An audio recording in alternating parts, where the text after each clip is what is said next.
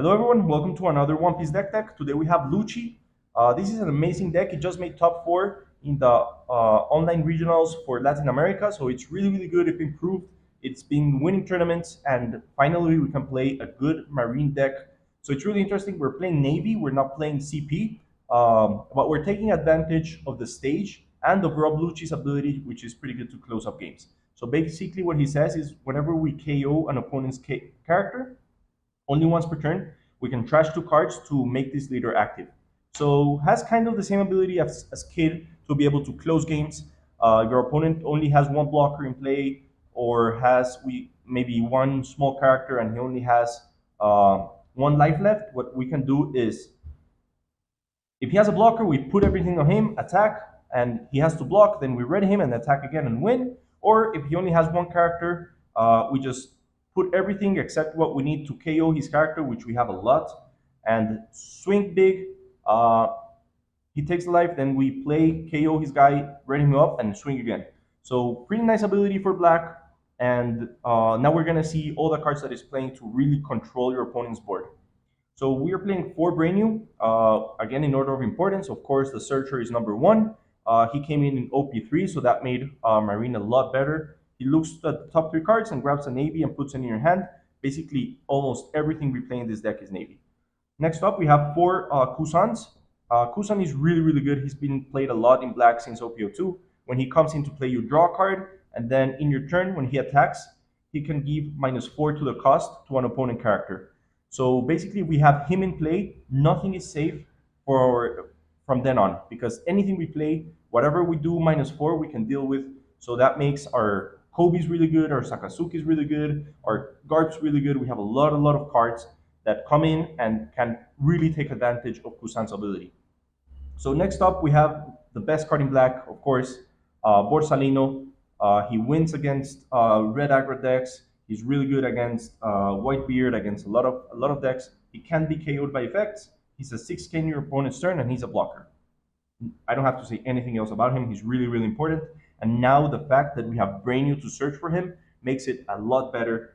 Because if we were playing against Zoro Aggro or something like that in OP2, we depended on finding him just in our draws. But now we have Brainu to search for him, so that makes him a lot better. So really good. Next up, we have 4 Sakazukis. In this deck, we really want to have this ability to KO our opponent characters.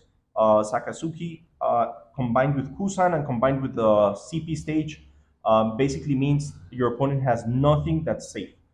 If you have a Kusan and the stage, you can even KO cost 10 or cost 10 characters. And if you have your Kusan in play and then you play Sakazuki, you can also KO anything. So really nice card, and he's a 7K body that really applies pressure on your opponent. So really good. Next up, we have 3 Garps. Garps is a 5 cost 6K power, and you can rest him and trash a card from your hand in your main to KO a cost 4 or less. So again, combined with Kusan, combined with the stage, he can also kill 10 costs. And he's also a big body, so a lot of times you're only going to be playing him for his 6K power, and then additionally, if you want to use his ability later, you can. But if not, he's just a 6K body on the field. That's really important. Now we have a new Kobe. He's amazing as well. You can rest this character to KO one of your opponent characters with cost 2 or less. So basically, what we are seeing is your opponent is in 1 life, and you have a Kobe in play, and he survives. Next turn, you simply and you have your stage in play, which you probably always do. And if your opponent has a 4 cost character, you can simply put your Tendon, swing for 15K. He takes it, you rest your Kobe, kill the guy, untap him, and swing for 15K again. So really nice to be able to use that ability in your main and not only on play with Kobe. And we're also playing 2 of the old Kobe's. He's also pretty good. He KOs things of cost 3 or less, so that's more. And he's a 4K body, so he also applies pressure. I still have to test it out to see if I want more of these Kobe's instead of these, but I think this Kobe is also nice because he costs 1 less, he's stronger, so pretty good. Next up, we have 4 Garps.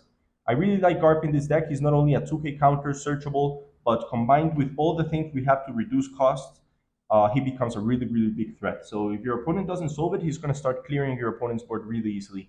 And he's a 3K body that with 2 Dons, attacking for 5 and killing something of your opponent is really nice. Next up, we have three Tashigis, basically a 2k counter, but also can double up as a -2 to the cost of your opponent. So, for example, if you know there's something you want to kill, you have the stage, you can give it -2, then you play Tashigi, give it -2, he's at -4, and then you can kill him with Garb, kill him with Kobe, kill him with all your other cards. So, really nice to be able to have a 2k counter that also reduces cost, and that's why we're also playing 4 Surus.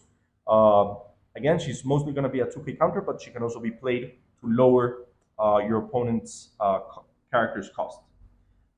Next up, we have 7 cards that are not Navy. These are the only cards we cannot search for, but are really, really good and are worth it. Starting with Fukuru. He's a blocker that cannot be KO'd by effects. So basically the same as Borsalino, only on a 3k body.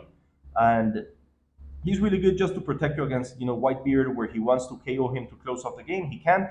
So you just block with him and you're safe.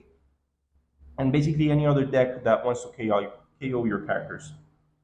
Next up, we have 3 Enies Lobby. This is the stage I've been telling you about. You can rest it in your main and give -2 to the cost of one of your opponent's characters. So also pretty good. Basically, this stage is something that wasn't being played that much, but it enables so many of your cards that it's really worth it now. So Garb goes up to being able to KO something 6, cost 6 or less. Kobe can KO up things cost 4 or less. The other Kobe can KO up things up to 5. Garb can go in and kill anything cost 2 or less. So really, really good. Before we had the other stage, which was only -1. That was usually not enough to make it worth it. Now -2 is really worth it, and it has a trigger where you can play it immediately. So if it's in your life, you're still gonna get it. And if it starts breaking you, we have, for example, Sabo, which allows you to draw 2 and discard and trash 2. So what you can do is just grab an enemy's lobby and trash it from your hand if you already have it in play, and that helps you a lot. That's why we're playing Sabo, also because he's a 6k blocker that cannot be KO'd, really similar to Borsalino, and he also gives all of your characters the same ability. So in an important turn where you, for example, don't want your Kusans to be KO'd by effects, where you don't want your, for example, your Garbs, because you really want him to survive, you can go ahead and play Garb, then play Sabo, and you know he's going to be safe until next turn. So really, really nice tech right there, and it never hurts to have another 6k blocker. Next up, we have our searchable Navy event, Shockwave, really popular, really good in the new meta. Maybe it was not as much played because people were playing around it, so people were starting to remove it from their decks, but right now, it's really good against Law, it's really good against Nami, it's good against a bunch of decks that are in the meta, so we're playing them again. Just a +4k to your leader or character, and KO something that's active with a cost 3 or less. And finally, we have like our top enders. We have, of course, 2 of the secret Kusans. He's really, really good. When he comes in, he KOs cost 5 or less. So basically, and he gives them, I mean, when he comes in, he KOs cost 0, but he gives -5 to the opponent's character. So if you have Enies Lobby, he's going to be able to KO something up to cost 7. If you have a Kusan, then you can KO something up to cost 9. And if you have a Kusan and a Tashigi or something else, you're going to be able to KO something up to 10. And also, if you already have it in play, as I told you before, you can play Sakazuki and KO anything. And basically, if he's in play, your Garb can KO almost anything. And combined with the Enies Lobby, even Kobe becomes a huge, huge threat. So really nice, really good top ender.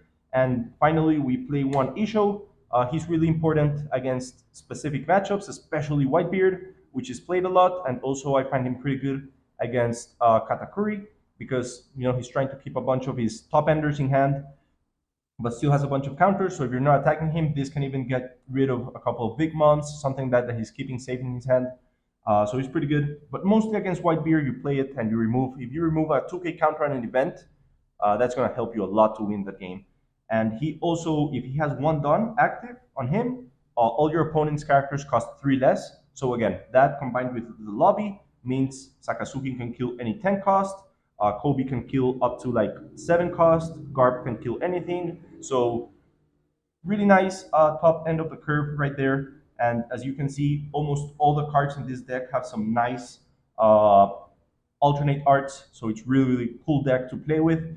And it's Navy, so that's also an added bonus. So if you like it, go ahead and build it, try it, and tell me how it goes. Remember to comment, like, and subscribe to the channel. Thank you.